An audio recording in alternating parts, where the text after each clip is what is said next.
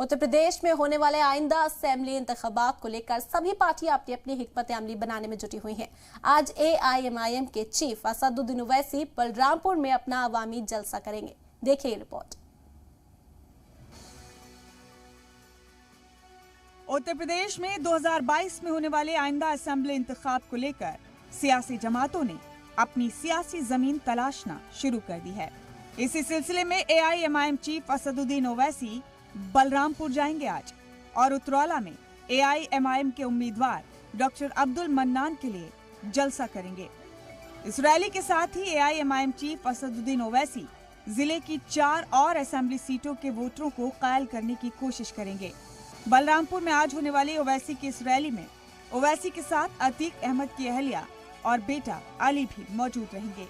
इससे पहले इसी साल मार्च में ओवैसी ने उतरौला में जलसे को खिताब किया था। तब उनके साथ भारतीय समाज पार्टी के सदर ओम प्रकाश राजभर ने मंच साझा किया था।